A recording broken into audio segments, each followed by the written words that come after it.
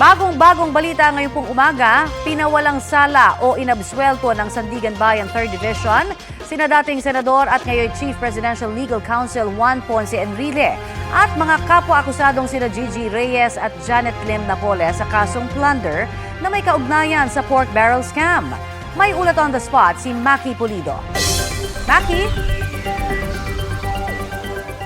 Matapos nga ang isang dekada ay nagbaba ng hatol ang Sandigan Bayan kaugnay sa kasong plunder laban kina dating Senador at ngayon Chief Presidential Counsel Juan Ponce Enrile, ang dating Chief of Staff ni Enrile na si Gigi Reyes, sina Janet Napoles at dalawang iba pa na hanggang ngayon ay at large. Sa botong 4-1 ay pinawalang sala ng Sandigan Bayan Special 3rd Division sina Enrile, Reyes at Napoles.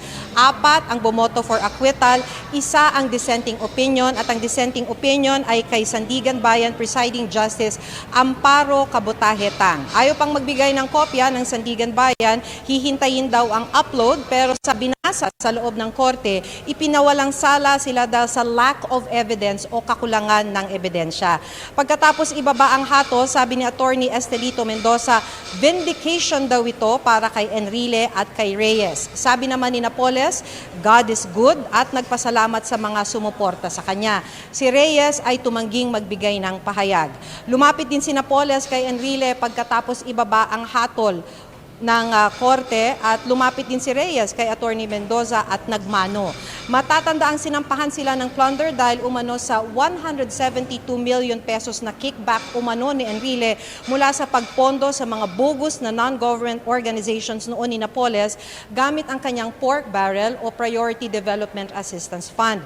Nananatili namang at large ang dalawa pang akusado na sina Ronald John Lim at John Raymond de Asis. June 2014 nang ihain ang plunder case laban sa mga akusado. Sumuko si Enrile ng sumunod na buwan at nakalaya mula sa hospital arrest matapos magpiyansa noong 2015. Narito po ang kanilang mga pahayag. Pinasasalamatan ko yung mga magistrado for rendering justice to all of us. I knew all along that I'd be acquitted because I've not done anything. That we have not done anything in this case. And I hope that the people who filed those cases against us will examine their conscience.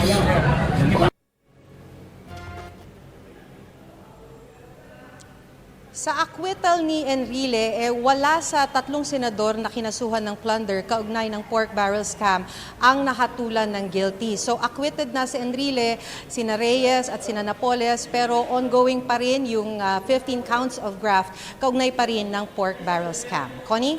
Maraming salamat, Maki Pulido. Sa ibang balita, sa presinto naman ang bagsak ng isang principal na nangmolestya umano sa 4 na grade 10 students. Tumanggi siyang magbigay ng pahayag. Balitang hatid ni James Agustin. Sa ikinasang follow-up operation ng mga operatiba ng Project 6 Police Station, inaresto sa kanyang bahay sa Cainta, Rizal ang 59 anyos na lalaking principal na inireklamo ng pamumulestya umano sa 4 na grade 10 students. Nangyari umano ang insidente sa opisina ng principal sa isang eskwelahan sa Quezon City. Sabado raw na papuntahin ng principal ang ilang estudyante kahit walang pasok noon para magpatulong na mag-print ng mga certificate. Ang isang biktima pinapunta sa kusina kung saan sumunod ang principal. Doon po niya ako tinatanong na ilang taon na daw po ba ako, kung nagamit ko na po ba daw yung pagkalalaki ko. Doon na po niya sinimulan yung panghahalay sa akin. Hanggang sa natigil lamang po ito nung kumatok yung isa sa aking mga kaibigan at binuksan ang pintuan po. Ayon sa pulisya, dumulog sa kanilang tanggapan ng 4 na lalaking biktima. Ang isa ay 17 taong gulang, habang ang 3 ay 15 taong gulang. Pinatawag sila ng kanilang principal na may paggagawa sa kanila. Isa nga ay inutusan magluto, ang iba naman na naglilinis ng mga personal na utos ng suspect natin. At isa doon ang unang na biktima doon, yung 17 years old nga, ginawa ng isang kalayan at nasundan pa nung 3 pa. Yung huling-huling minor de edad na victim natin, tumakbo at naitulak nga itong suspect. at diretsong nagsumbong sa kanyang mga magulang. Ikinagulat ng mga magulang ng mga biktima ang pangyayari. Ang gusto ko lang po mangyari, sir, nangyari sa anak ko, sir. Magkaroon po ng hustisya, sir, para sa anak ko. Gusto ko pong mangyari na makulong siya na pagbayaran niya yung ginawa niya yan. Sa totoo lang, sir, galit na galit ako eh. Kung mabalitaan ko na ganyan na ginawa niya sa anak ko eh.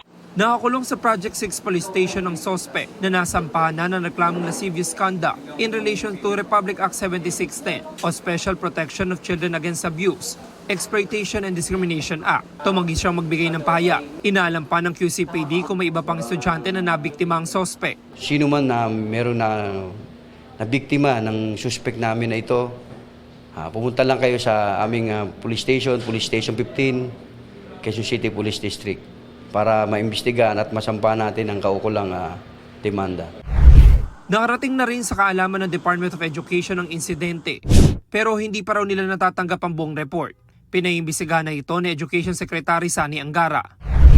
James Agustin nagbabalita para sa GMA Integrated News.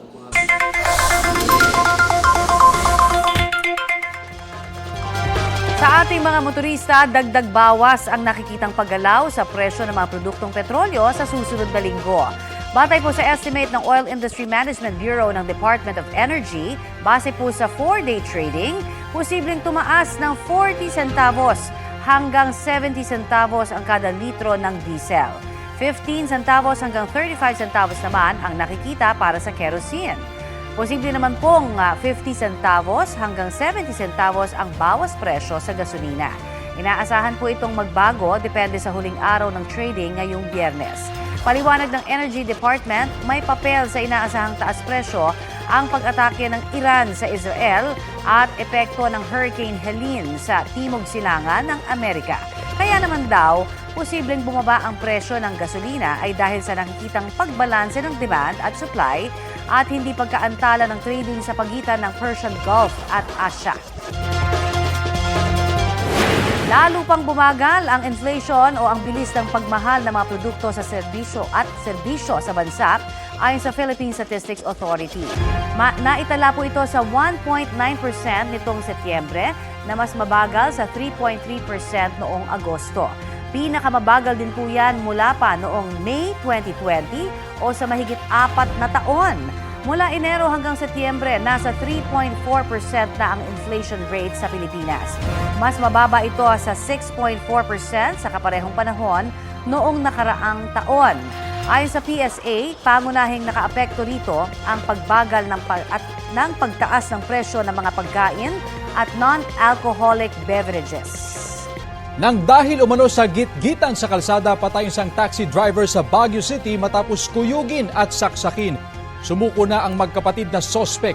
Ang may balita hatid ni Claire Lacanilaw Dungka ng GMA Regional TV. Bumalandra sa gitna ng kalsadang puting sasakyang ito sa Asin Road sa Baguio City nitong Martes ng gabi. Hindi nahagip sa kuha ng kamera pero kinuyog na pala noon at sinaksak ang taxi driver na kinilalang si Johnson Palayo ng isa pang taxi driver at kapatid nito na nakaalitan umano ng biktima. Pagkatapos, mabilis na tumakas ang mga sospek at iniwang duguan sa kalsada si Pelayo. Base sa investigasyon ng Baguio City Police, gitgitan sa kalsada ang ugat ng krimen. Allegedly, ito nga pong victim ay nag-overtake at na ito nga suspect ay hindi siya natuwa dun sa pag-overtake nitong victim kaya nagkaroon nga ng gitgitan sa daan and allegedly nagkasakitan na kung saan ito nga nagdulot nga nitong pananaksak. Nadala pa sa ospital ang 21 taong gulang na si Pelayo pero nasawi rin kalaunan. Sumuko sa pulisya ang magkapatid na sospek. Tumanggi silang humarap sa kamera pero aminado sa kanilang ginawa. Na-inquest na ang 2 sospek at maharap sa kasong murder. Claire Lacanilaw Dungka ng GMA Regional TV nagbabalita para sa GMA Integrated News. Arestado naman ang isa sa 2 nang hold up umano sa isang motorcycle shop owner sa Imus, Cavite. Ayon sa biktima, pinasok ng 2 sospek ang kanyang shop at tinutukan siya ng baril sa tinangay ang isang cellphone at 10,000 pisong kita ng shop. Umalis sa mga sospek sakay ng isang van. Natunto ng mga otoridad ng van at naaresto ang isa sa mga sospek. Nakatakas naman ang kasabwat niya. Na-recover mula sa sospek ang isang baril, 2 magazine, airsoft pistol at mga pakete ng umani shabu, drug paraphernalia at mahigit sa 1,500 pesos at mga ID, kabilang na ang isang police ID. Tumanggi magbigay ng pahayag ang sospek na maharap sa mga reklamong robbery, illegal possession of firearms at paglabag sa Comprehensive Dangerous Drugs Act. Posible rin siyang kasuhan ng usurpation of authority kung mapapatunayang nagpapanggap siyang pulis. Ilan pang senatorial aspirants ang naghain ng kanilang kandidatura ngayong day 4 ng filing ng Certificate of Candidacy. Sabay-sabay na naghain ng COC sina Jerome Adonis, Aline Andamo, Ronel Arambulo at incumbent Congresswoman Arlene Brosas, pati sina Teddy Casino, incumbent Congresswoman Franz Castro at Mimi Doringo. Naghain din po ng COC sina Modi Floranda, Amira Lidasan, Liza Maza at Danilo Ramos. Narito po ang ilan pang personalidad na naghain ng kanilang kandidatura sa pagkasenador kahapon. Naghain na po ng kanilang Certificate of Candidacy ang mga re-electionist senator na sina Senador Bongo at Senador Bato de la Rosa. Naghain din po ng COC si Philip Salvador, Elpidio Rosales, Robert Agad, Khaled Casimra, Jimmy Salapantan, Rex Noel at Roel Pacquiao. Siyam na party list organizations naman ang naghain kahapon ng kanilang Certificate of Nomination and Certificate of Acceptance of Nomination o CONCAN. Kapuso, para sa mga maiinit na balita, mag-subscribe sa GMA Integrated News sa YouTube.